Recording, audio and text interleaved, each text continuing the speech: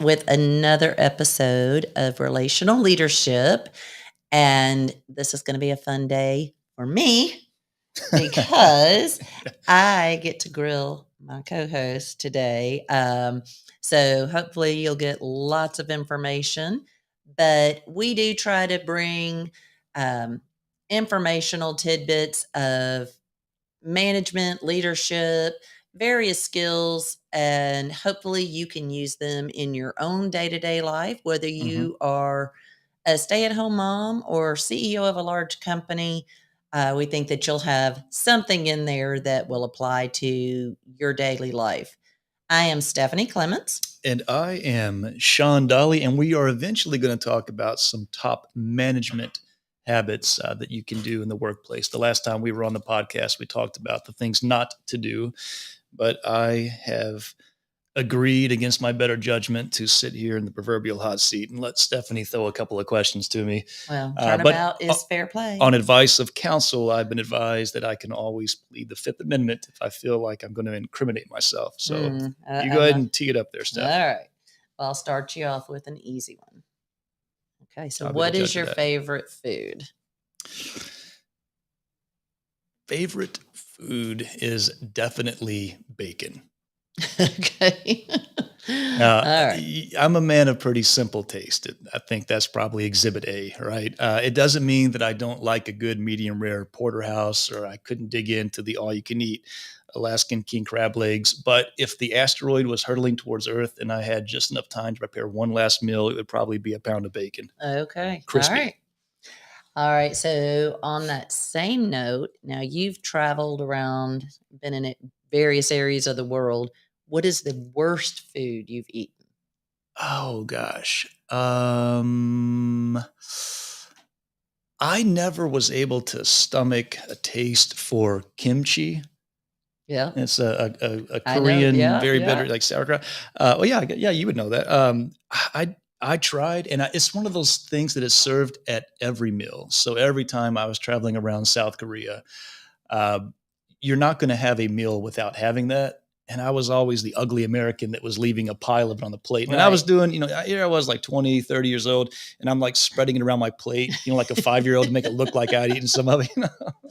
I did actually eat that. I would not eat the raw fish at the time, which they actually recommended that we didn't because of the amount of mercury in the fish there. Yeah. But it wasn't even tempting anyway. Now I do eat sushi now, but I just wasn't gonna. Yeah.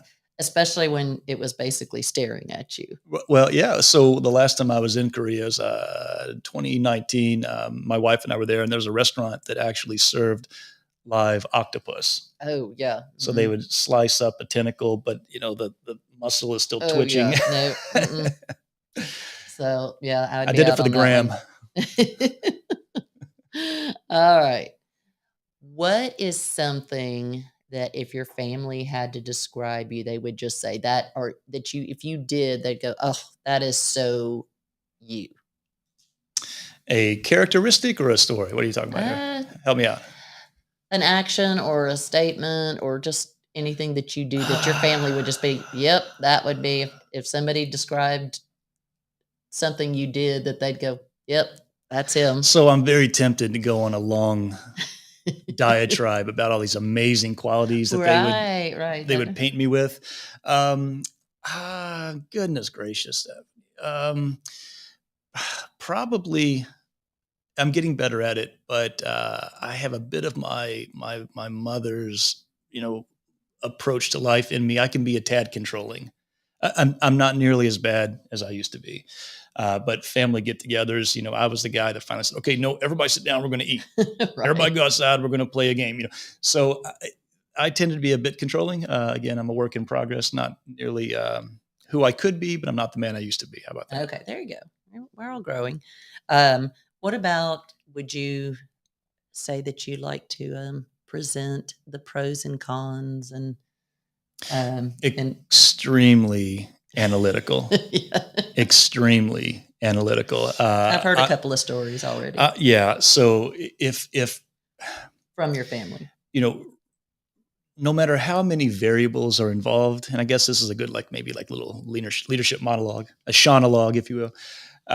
No matter how many variables are involved, typically most choices are binary. It all comes down to, do I zig, do I zag, go left, go right, black, white, what have you. Right. And absolutely, I will try to develop those pros and cons lists. If possible, even assign some metrics to them, right? Mhm. I mean, some things are hard to quantify, but if I have 30 seconds or 30 minutes or 30 days, I'll take all of that time to Continue typically to answer a question, Right. because I feel like, without succumbing to analysis paralysis, you're typically well served to kind of put everything down on paper, look at it, and see if something doesn't stare back at you. Okay. All right. So, on another one, if somebody wrote a book about you, what would the title be? So again, it's very tempting to say, I don't know, Captain Amazing. So what would the title be? It would probably be, if I wanted to get profound here, it might be titled Paradox, because a lot of my outward manifested behavior does not necessarily completely correlate with what's going on the inside. Mhm. All of us believe that we are highly complex and textured and nuanced, and sometimes that's less of a case, other times more of a case. I do think in my particular circumstances, I tend to be a life narrative that's of these diametric, parallel, trains of thought, where Right. where in one given day, I'm pendulum swinging from left to right, left to right. It doesn't mean I'm indecisive, but I tend to have this life of contradictions, maybe to Mhm. some extent. Okay. All right. We'll finish up with maybe another easy one. What is your love language? What are my Are you options? familiar with the I've 5 heard love of it. languages? Yeah, I've heard of it. What is it? Well, Okay, give so me the options. I'll tell you. Okay. So there is physical touch, words of Physical touch. affirmation. That is almost always it is almost No, all always right, go ahead. Go ahead. physical touch with All right. men. Okay. And then you said words Physical of touch, words of affirmation, gifts, acts of service, and quality time. Are you saying what appeals to me, or how Uh-huh. do I express my What appeals to you? probably words of affirmation? I think on some level that still carries a lot of weight with me. When somebody genuinely appreciates something that I've Sure. done and pays me a Mhm. compliment, um, I'll put that in physical touch at 1 and 1A. I don't think I've ever met a man who hasn't put physical touch right at the top. It's because So, men are awesome. yeah, that's what it is. No, And that word of affirmation too, right? I'd say word of affirmation. That's Yeah. probably it. Okay. Gifts, the other ones, not necessarily, but yeah, that one. Okay. Mhm. All right. Well, let's get started with our topic and want to start discussing the top skills and qualities and things that you can do to be the best effective leader. Okay. And manager.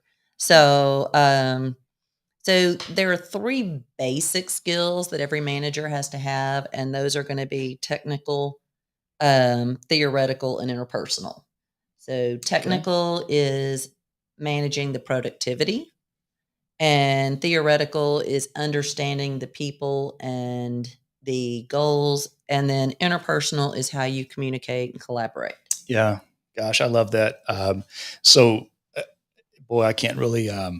I couldn't think of a better list. So technical, we think of the scientific aspects of our job. Whether Right. you work in a legitimate laboratory or you work in a factory with a complex logistical process and footprint, there are those almost mathematical equations that we have to solve as workers. Any type of productivity problem typically has some math you can throw at it, right?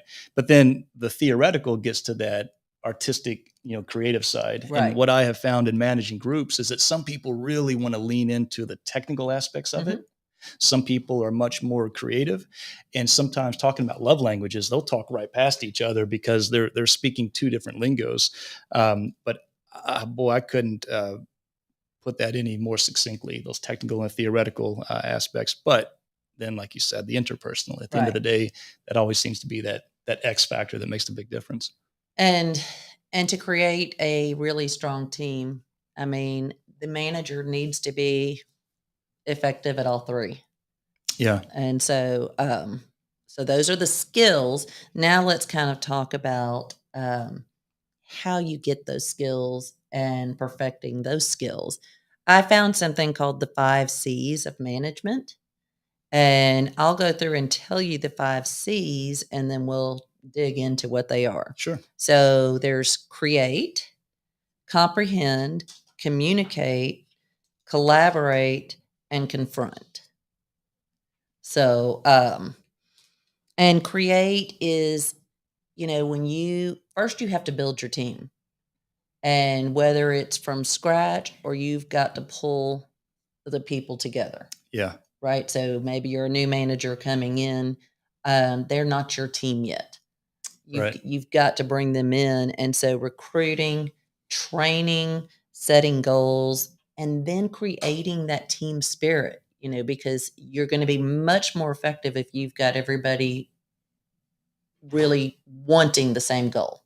Yeah. And so, and it's up to the manager to create that, not to have everybody kind of doing their own thing. Yeah. And I think based off what we were just discussing about, for example, technical versus theoretical, and to even frame it like that, like technical versus theoretical, it's almost like you're setting up this adversarial equation. And that's not really the case. It's just taking into account that a team, as cohesive as it may be, is still a collection of individuals. And I know that earlier in my leadership journey, I was naturally inclined more towards people that seemed like just younger versions of myself. Mm-hmm. I was much, I think, quicker to pick up on what they had to contribute, but other people that had different perspectives, different viewpoints, I was probably slower to pick up on it. I may have even, dismissed, their contribution. Right. But when we're creating those teams, if you are leading a team and you've got 5 people just like you, well, then 4 of you are irrelevant. Right, and unnecessary, right? So yeah, I think that is a great, starting point is when we create our teams, let's go out of our way to have intellectual diversity, because we're going to probably get some better, more sustainable solutions when we've got Right. different people with different minds. Absolutely. So the second one is comprehend, and that is really getting so that you understand the personalities and strengths of your teammates and team members. If I assign somebody who is an artist to work on the computer portion, of programming what we need to do, I'm setting them up to fail. I need to understand what they do. So maybe they are designing our presentation while I have somebody else who their strength is, writing a program for it. And somebody else is good, at writing the verbiage for it. But you have to know and understand what those strengths are so that they all work together and have that common goal.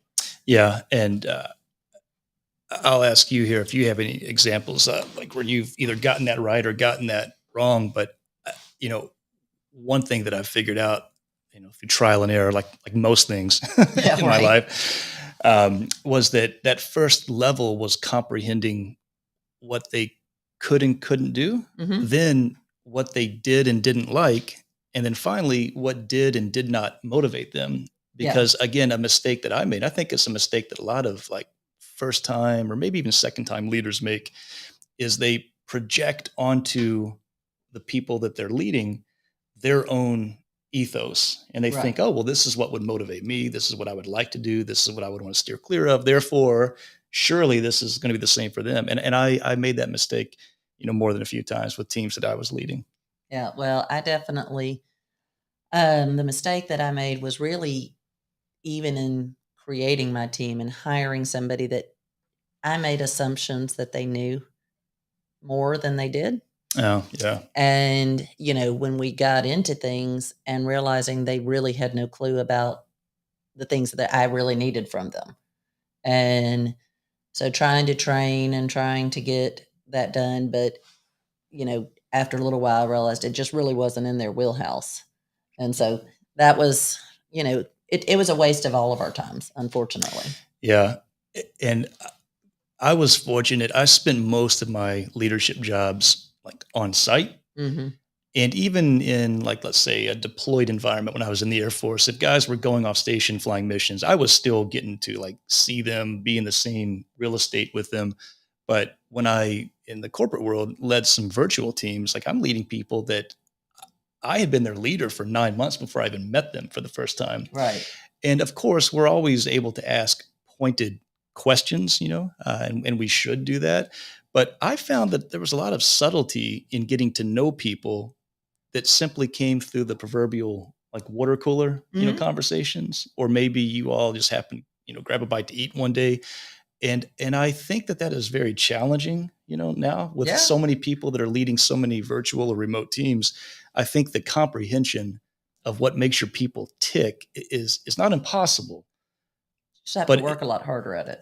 Yeah, you got to be very deliberate about it. It Right. used to kind of just happen. Right. If you had a genuine interest in people, it would kind of happen. I think now you have to be much more forceful, like with yourself, to deliberately engage in that type of activity. Yeah. All right. Number 3 was communicate. We have to, for one, we need to be able to clearly communicate the goals, what our thoughts are about it, what our concerns are, what our needs are, in the process, and then allowing them to communicate with us to say, okay, here's my thoughts about it. Yeah. Here's what I think that we can do, and get with that. And so that goes into the next one of collaborate. You're the manager, you do know, because you've probably been handed down the end goal, but the buy-in with your team comes when they feel like they actually have a part in the Oh boy. solution. Yeah. Yeah. Rather than just being told you're going to do this, this, and this, Sure. and this is how you're going to do it. Listening to them and collaborating together on how to all get there. I love that. And there are some people that are reflexively resistant to collaboration, and they'll attempt to justify it. Well, the team members don't know enough to have a real valid input, or they've not been here long enough to understand some of the complexity. Okay, all right, those may actually have some merit. What I figured out was that planning and execution require typically different types of leadership. Mm-hmm. And we can use, let's say, a football analogy. In the 4 or 5 days leading up to the game, every head coach who is at the highest level probably brings in his offensive, defensive coordinator, the special teams, some of the position coaches, and they look at the strengths and weaknesses of the opponent. They look at their own roster, what they can and can't do, and they probably all put their heads together and come up with a plan that ultimately the head coach is going to slap the table and say, I got it. But he would be a fool if he's not taking all of that input, right? Now, fast forward, it's middle of the third quarter, the possession clock, is running down. You got 9 seconds to run a play in. Well, at that point, you might not have time to assemble the whole team and get everybody's input, right? So in the execution phase, it can become a lot more one directional, Sure. I dare say dictatorial, whatever you want to call it. But when you are in the planning stages, especially, I've yet to have somebody convince me that a collaborative approach was not, the optimal approach. Right. Oh, absolutely. All right. And the 5th one was confront. That's where, when you have a team, not everybody's personality is going to click just right.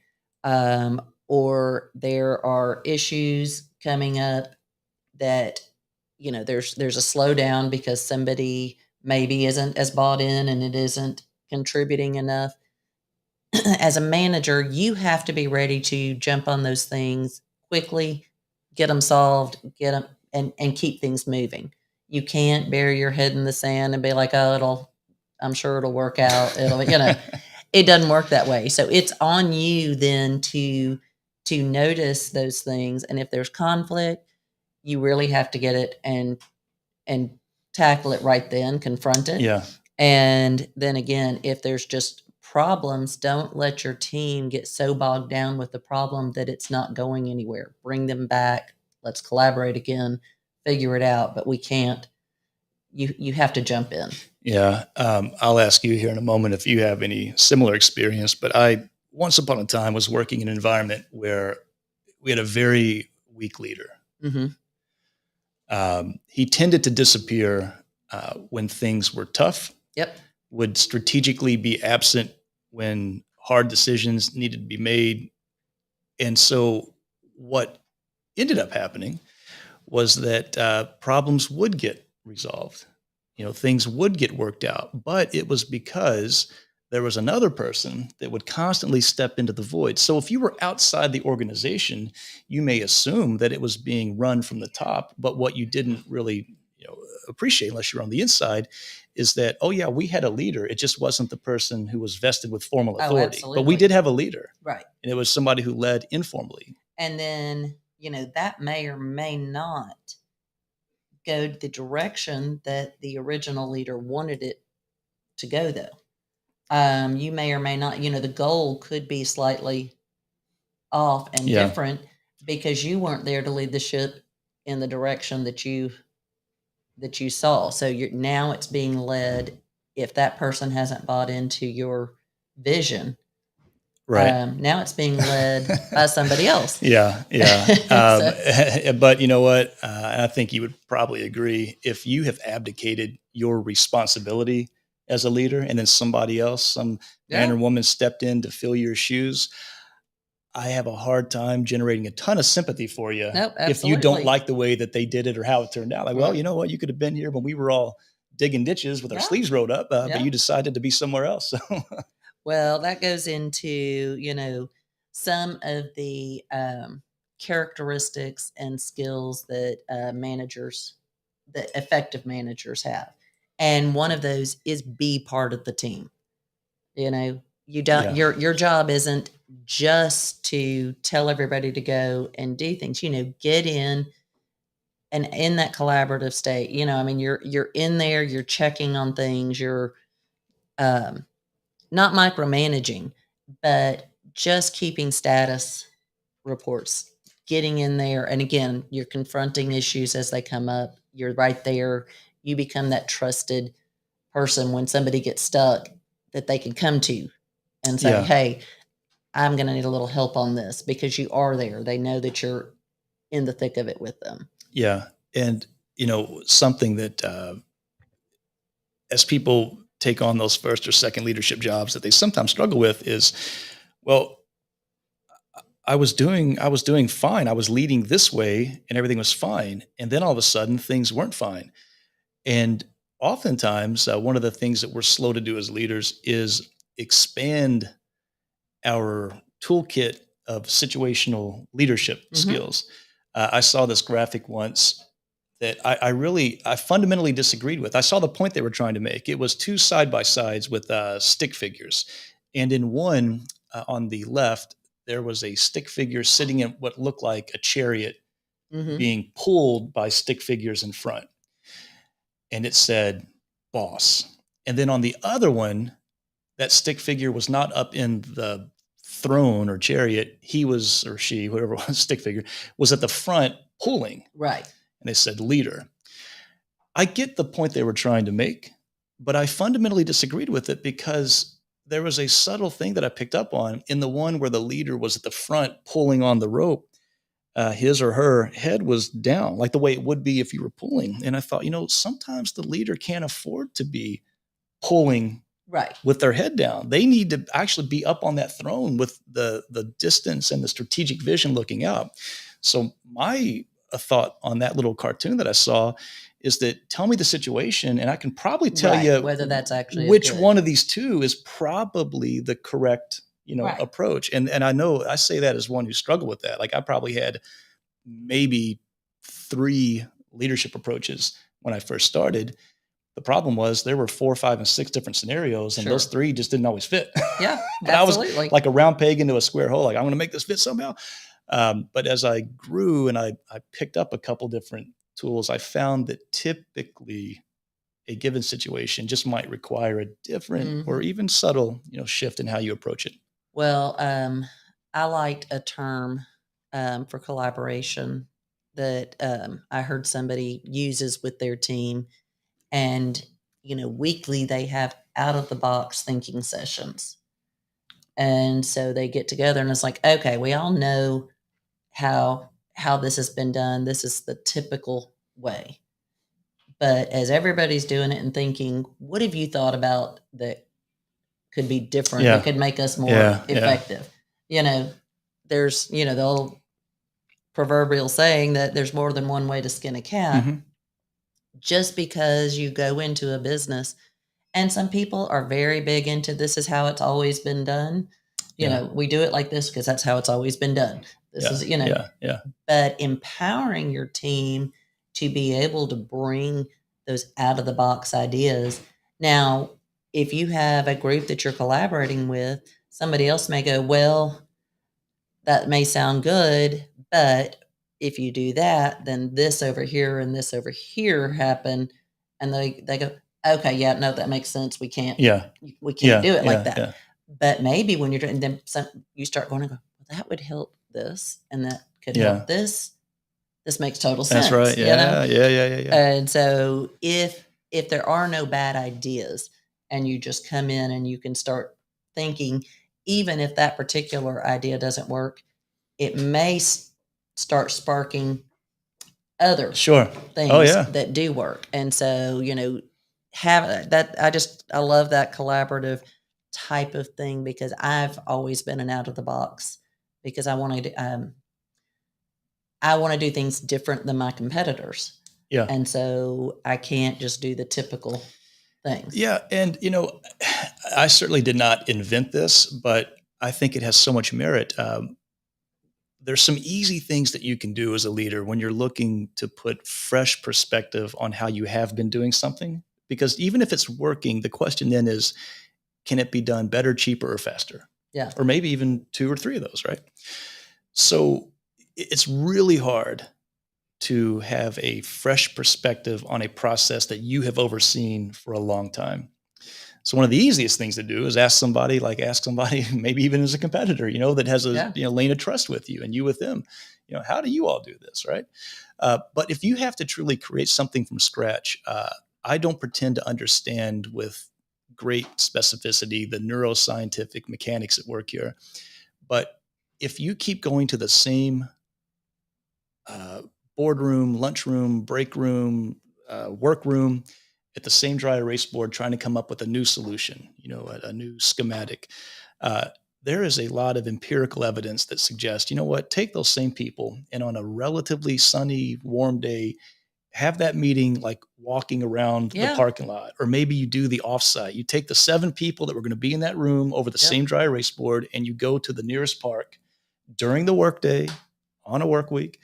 And it is something magical that can happen sometimes. Yeah. When you get pulled out of a static environment, it has this dynamic effect Right. on your thinking. And I'm not a real kind of chicken bones voodoo kind of thinker, but I saw it in action more than a few times. Like, hey man, let's push away from the desk. Let's just go for a walk. And then voila, Sure. like magic, you stumble across something. Right. So yeah, empowering your team. Again, as we've said, set clear expectations, and then I liked these 2 things, and one is monthly goal, and then review. So you're going to get together and go over, what do we want to accomplish this month? What are you going to work on? Where are you going to get us to this month? What are and on through the list until you know what we're all trying. Okay, now let's see what happened last month. What were your goals? Mm-hmm. And what were you supposed to do? Where are we on those things? That offers accountability. And when they know they're going to get asked, they're going to want to be, They don't want to admit in front of the team that they Yeah. didn't finish, you know, Yeah, or yeah. haven't made progress. Yeah. We habituate early in life to deadlines. Yes. Your homework is due Tuesday. And Well, it carries forward because you're right.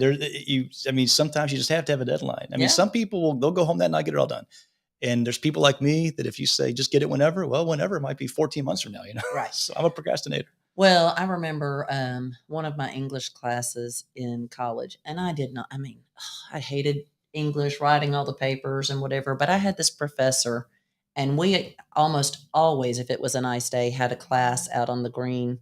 It took blankets, and we would sit out Yeah. there, and we would have had, and this was more, I think, literature or whatever, Okay. but Yeah. we'd have had a story that we were supposed to have read. Mm-hmm. And because of the way he called on you and the discussion, if you hadn't read it, you felt so out of the loop that it Yeah. made you want to go ahead and read, because he was going to ask your opinion. Yeah. And he was going to, Sure. How do you feel the hero in the story, and you're like, so you were, everybody was going to know you didn't do it.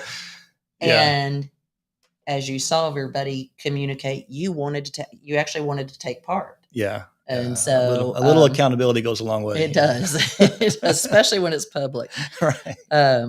Another one is that you can give each person their own self-assessment. What were 3 things that I did really well this month? Mm-hmm. And what were 3 things that I really could have done better? And you're saying you asked them that? Yes. To grade themselves, yes. basically. Oh, okay. All right. Yeah. And, when they do that, and if they have to start really thinking, what could I have done better? And then talk about, so, all right, let's just try to do that better now this month. So if you pursue perfection as your barometer, I don't think you get complacent. That's from Jeff Davis. So agreed. You're never going to reach perfection, so you have to. Yeah, it's a journey. It is not a destination, right? It is. So, but it helps having a team that holds you to that. If the team all wants perfection, and you understand that, what do they say? Shoot for the stars, and Mm-hmm. At least you'll be up there around the moon, at least, Right. So, but yeah, so I just think that accountability and sharing where you fell down, but also where you did well. Yeah, and I think it goes without saying, but your first series of 3 approaches to good leadership, right? The technical, the theoretical, and then the interpersonal. Yeah. If you have done your part as a leader to foster an environment of trust and support, where the people that follow you truly believe that you value them as members of that team, they're much more likely to be objectively critical of themselves if they know that you, at the end of the day, care about them. Right. If they feel like you're out to get them, I know what I would do. I'd lawyer up. Like, I didn't do anything wrong, boss. Right. But in a constructive criticism, there's criticism that beats you down. Yes. And then there's a constructive criticism that is from somebody who does care about you and wants the best. Yep. Yeah. Yeah. So, and people ultimately, look, the people that work for you, report to you, they come with a lifetime of experience. And regardless of what your intent is, and regardless of how noble your intentions are, the first week, month, year, 3 years that you're their leader, every time you offer objective, constructive criticism, what they might be hearing is their mother saying, you will never be as good as your big sister, because they may have come out of an environment where they were constantly bombarded with criticism. So, the other half of the equation is the person receiving it. And so sometimes, if you're out there managing people and you're thinking, goodness, why they're so defensive, this person's so defensive, I would just have have some grace and patience, because you don't know what Sure, that criticism looked absolutely. like to them in the past. But if you're doing the right thing for the right reason, eventually they will figure that out, and the trust they place in you will allow you to be the leader for them that they want you to be. Well, and a lot of times, to follow that up, they may not seem like they receive it right away, but when they have time to go Yeah. back and reflect, because all of a sudden they're emotional a little bit because you're not thrilled with everything, you know. Sure. But when they are given some time to reflect and realize that it wasn't an attack and what did I do? You know, a lot of times people will come back and be like, okay, you know, they may not want to talk about it or tell you you were right, but you know, it may it may be Yes. something where they'll at least, you know, take it into account, take it I to think heart. there's a lot of you know. truth in that, So, Stephanie. I really do. well, we are at the end of our session. So Sounds like I therapy. do hope, yeah. Time is up. Time is up. Otherwise, I got to charge you enough. Right. But we appreciate all of you joining us again. Even if you missed the live, it stays on the sites for Facebook and LinkedIn. We're on YouTube, Spotify, Amazon, on Audible, and Yes. Apple. There you go. So there you go. I feel like I've got a test at the end of each week when But if you feel like there were things on here that were helpful to you, we would appreciate you following and subscribing to us. We did also just start a Facebook page, so feel free to follow that. Also, we'll be adding to that as we go. It's brand new, so we'll be adding some other tips and things along the way. But thank you all, and we look forward to seeing you next week. See you next Tuesday. Thank you.